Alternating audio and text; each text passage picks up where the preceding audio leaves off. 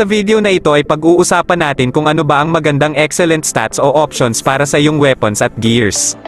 Sa R4 weapons, ang priority mong ilagay ay ang attack bonus plus 2%, attack plus level divided by 2, attack speed plus 7 at skill damage up plus 5%. Sa ikalimang option ay pwede kang maglagay ng fixed damage up plus level divided by 2 o excellent hit rate.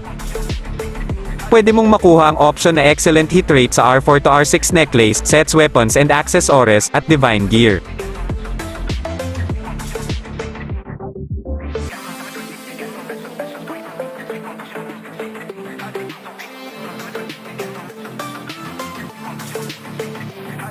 Dahil hindi ka pa naman magkakaroon ng mga ganyan sa early part ng game, kaya mas mabuti na sigurong maglagay ka na lang muna ng excellent hit rate sa R4 weapons para sa dagdag na tulong na rin lalo sa PvE at Golden Egg. Hindi na ako naglagay ng attack rate dahil hindi pa rin ako sigurado kung gumagana ba ito sa PvP dahil meron din kasi tayong stats na hit rate para sa accuracy at dodge rate para sa evasion. At siguro sapat ang attack rate na nakukuha natin sa points natin sa STR at agility. Sa R5 weapon naman ay may dagdag na bagong dalawang options, yung damage up plus 3% at hit plus 3%. Pwede nating idagdag ang dalawang options na ito para sa ating R5 weapons. At pwede namang hindi na natin kunin ang option na hit plus 3% dahil sa R5 wings ay 8% lang ang dodge na makukuha natin, kaya hindi na siguro natin kailangan na kumuha ng option na hit percent dahil meron naman na tayong nakukuhang ilang percent sa point sa STR. Palitan na lang ito ng fixed damage up para sa dagdag na damage, pero nasa sa inyo pa rin kung anong build ang mas gusto nyo. Hindi na tayo kumuha ng excellent hit rate dahil sa R5 gear na mag-uumpisang lumabas ang mga options na excellent damage resistance at excellent damage reduction. Sa R6 weapon ay may dagdag na isang bagong option, ito ay ang excellent damage plus 10%. Dahil hindi tayo kumuha ng excellent hit rate ay hindi na rin tayo maglalagay ng excellent damage plus 10% sa ating weapons. Dito ay pwede nating idagdag na option sa ating build ay fixed damage up at attack plus level divided by 4 para sa dagdag na attack damage. Kaya attack plus level divided by 4 ang mas pinili nating ilagay dahil pwede natin itong gawing attack plus level divided by 2 sa pamamagitan ng mutation, gamit ang mutant jewel, pero dahil sa RB3 pa pwedeng gumamit ng mutant jewel, palitan na lang natin ito ng hit plus 3%.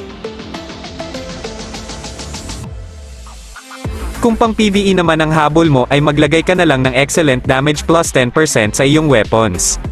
Makakakuha ka ng dagdag na excellent damage percent sa R5 weapons enhanced level at seeds. Meron din sa R6 accessories, talent, divine gear, sanctuary gear at iba pa.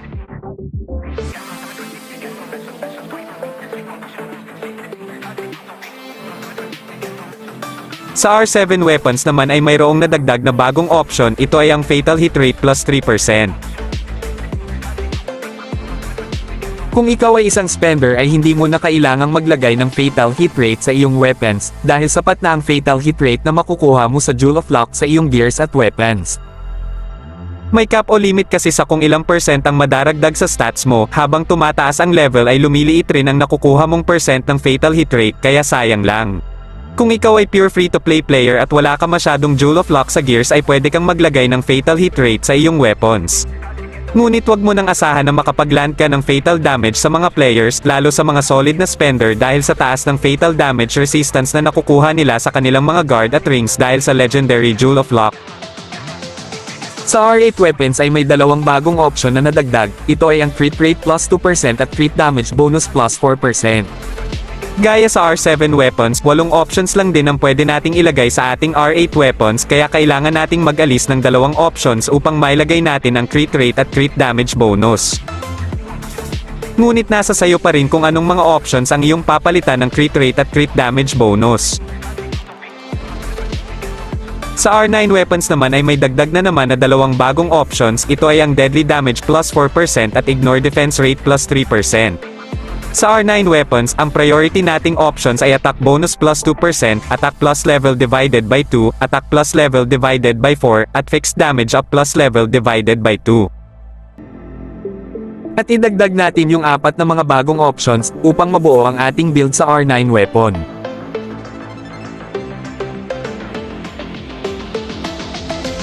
Ito ay guide lamang, syempre iba-iba ang opinion natin kung ano ba talaga ang mas magandang build para sa ating mga weapons at gears.